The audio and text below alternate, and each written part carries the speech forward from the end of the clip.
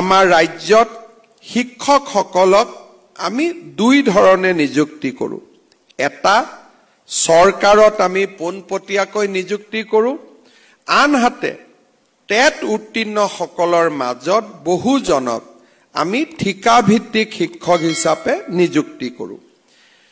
যেতিয়া নিয়মীয়া কৰ্মচাৰী এজনে চৰকাৰী চাকৰি কৰে, তেওঁলোকৰ পৰিয়ালত যদি কৰ্মচাৰীজন নিহত হয়, আমি নিহত কৰ্মচাৰীজনৰ পৰিয়ালটোক আজীৱন দৰমহা আৰু পেঞ্চন পোৱাৰ ব্যৱস্থা কৰি দিওঁ, যাতে পৰিয়ালটোৱে কোনো এটা দিনতো এই কৰ্মচাৰীজনৰ অভাৱ আৰ্থিকভাৱে অনুভৱ কৰিবলগীয়া নহয়। সৰ্বশিক্ষা অভিযানত তেনে ব্যৱস্থা নাই, আৰু সেয়েহে যোৱা বছৰত কৰ্মৰত অৱস্থাত নিহত হোৱা 103 গৰাকী পৰলোকগত কৰ্মচাৰী আৰু শিক্ষক শিক্ষয়িত্ৰীৰ পৰিয়ালক আজি আমি 5 লাখ টকাকৈ এককালীন সাহায্য আগবঢ়াইছো। ইয়াৰ লগে লগে আমাৰ চৰকাৰে এই বছৰ এটা নতুন পদক্ষেপ লৈছে যে সৰ্বশিক্ষা অভিযানত ঠিকাভিত্তিক শিক্ষক ৰূপে কাম কৰা আটাইকেইজন শিক্ষকক 35,000 শিক্ষকত অসম চৰকাৰত নিয়মীয়াকৰণ অৰ্থাৎ অসম চৰকাৰৰ ৰেগুলাৰ কৰ্মচাৰী হিচাপে আমি নিযুক্তিৰ বাবে প্ৰক্ৰিয়া আগুৱাই লৈ গৈছো।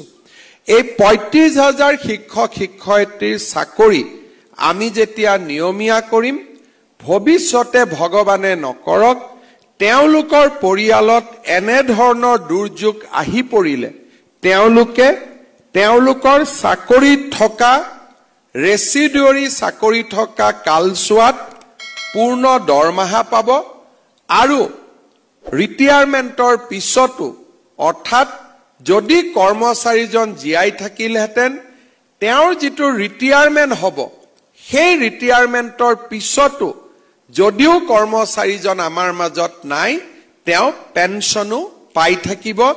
আমাৰ এই ধৰণৰ ব্যৱস্থা অসমত আমি বৰ্তমান ৰূপায়ণ কৰি আছো। মই ভাবো যে এই বছৰৰ পিছত সৰ্বশিক্ষা অভিযানত ঠিকাভিত্তিক শিক্ষক নোহোৱা হ'ব, আৰু পৰিয়ালটোৱে এটা সামাজিক সুৰক্ষা বা ছ'চিয়েল ছিকিউৰিটি লাভ কৰিবলৈ সক্ষম হ'ব। আজিৰ দিনটোত মই পুনৰ এবাৰ 103 গৰাকী পৰলোকগত কৰ্মচাৰী শিক্ষক শিক্ষয়িত্ৰীৰ পৰিয়াললৈ সমবেদনা জ্ঞাপন কৰিছো, আৰু বিদেহী আত্মাৰ সদ্গতি আকৌ এবাৰ কামনা কৰিছো। শেষত মই দুটা সৰু কথাৰে সামৰণি মাৰিছো। যিকোনো এখন ৰাজ্য যদি আগবাঢ়িব লাগে, এই সমস্ত বিকাশৰ প্ৰক্ৰিয়াটোত আটাইতকৈ গুৰুত্বপূৰ্ণ দায়িত্ব বহন কৰে বিষয়া কৰ্মচাৰী, অধ্যাপক অধ্যাপিকা, শিক্ষক শিক্ষয়িত্ৰী আৰু কৰ্মচাৰীসকলে। যোৱা লোকসভা নিৰ্বাচনৰ সময়ত বিভিন্ন নিৰ্বাচনৰ ফলাফল যেতিয়া আমি সমীক্ষা কৰোঁ, তেতিয়া আমাৰ দলৰ মাজত এটা সমীক্ষা মোৰ ওচৰলৈকে আহিলে যে মুখ্যমন্ত্ৰী মহোদয়, আমি 2-4টা জাগাত ভোট কম পাইছো, কাৰণ চৰকাৰী কৰ্মচাৰীসকলে আমাক অলপ বেয়া পাইছে। তেতিয়া মই কথাটো শুনি মই অলপ আচৰিত হলো যে প্ৰথমবাৰৰ বাবে চৰকাৰী কৰ্মচাৰীয়ে টকা নিদিয়াকৈ চাকৰি পাইছে, তাৰমানে আমি টকা লৈ চাকৰি দিব লাগিছিল নেকি?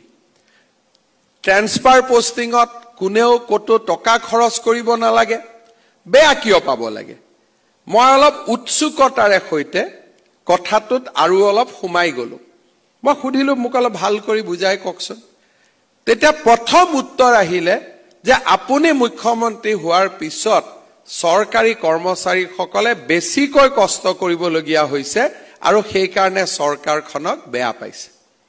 এতিয়া আপোনালোকে চিন্তা কৰক যে আমি কাম কাৰ কাৰণে কৰোঁ? মুখ্যমন্ত্ৰী বা মন্ত্ৰীৰ ব্যক্তিগত ঘৰৰ কাম আমি কোনেও নকৰোঁ। আমি কাৰ কাৰণে কাম কৰোঁ? আমি আমাৰ কাম কৰা অনুষ্ঠানটোৰ কাৰণে কাম কৰোঁ।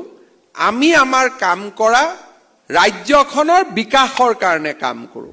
ছাৰ-বাইদেউসকল, আজিৰ আমাৰ আন এটা গুৰুত্বপূৰ্ণ খবৰ হৈছে অসম চৰকাৰে ৰাজ্যৰ চৰকাৰী কৰ্মচাৰীসকলৰ বাবে আজি চৰকাৰী বন্ধ সম্বন্ধীয় এটা অত্যন্ত সুখবৰ দিছে। হয় ছাৰ-বাইদেউসকল, এয়া চাওক, 21 জুলাই 2024 তাৰিখে অসম চৰকাৰে এই পত্ৰখনৰ জৰিয়তে জনাইছে যে মৰাণ হিৰো অৰ্থাৎ মহান ব্যক্তি বীৰ ৰাঘৱৰ সাহসিকতা আৰু অৱদানক সন্মান জনাই ৰাজ্য চৰকাৰে ৰাজ্যৰ চৰকাৰী কৰ্মচাৰীসকলৰ বাবে অহা 19 নৱেম্বৰ 2024 তাৰিখে বীৰ ৰাঘৱ মৰাণ দিৱস উপলক্ষে ৰেষ্ট্ৰিক্টেড হলিডে অৰ্থাৎ সীমিত বন্ধ ঘোষণা কৰিছে। হয় ছাৰ-বাইদেউসকল, বীৰ ৰাঘৱ মৰাণ দিৱস উপলক্ষে অহা 19 নৱেম্বৰ 2024 তাৰিখে ৰাজ্য চৰকাৰে ৰাজ্যৰ চৰকাৰী কৰ্মচাৰীসকলৰ বাবে সীমিত বন্ধ অৰ্থাৎ ৰেষ্ট্ৰিক্টেড হলিডে ঘোষণা কৰিছে। গতিকে ছাৰ-বাইদেউসকল, এয়া নিশ্চয় অসম চৰকাৰে ৰাজ্যৰ চৰকাৰী কৰ্মচাৰীসকলৰ বাবে চৰকাৰী বন্ধ সম্বন্ধীয় এটা অত্যন্ত সুখবৰ দিছে। ছাৰ-বাইদেউসকল, আজিৰ আমাৰ আন এটা সুখবৰ হৈছে চৰকাৰী কৰ্মচাৰী আৰু পেঞ্চনাৰসকলৰ দৰমহা আৰু পেঞ্চন বৃদ্ধিৰ ওপৰত। হয় ছাৰ-বাইদেউসকল, আপোনালোক সকলোৱে জ্ঞাত যে বছৰত দুবাৰ ডিএ বৃদ্ধি পায়, এবাৰ জানুৱাৰী মাহত আৰু এবাৰ জুলাই মাহত। সেয়েহে এই চলিত জুলাই মাহত মৰ্গীয়া বনজ কিমান শতাংশ বৃদ্ধি পাব সেয়া নিশ্চিত হৈছে। AICPIIWয়ে শেহতীয়াকৈ মে' মাহৰ সূচাংক প্ৰকাশ কৰিছে।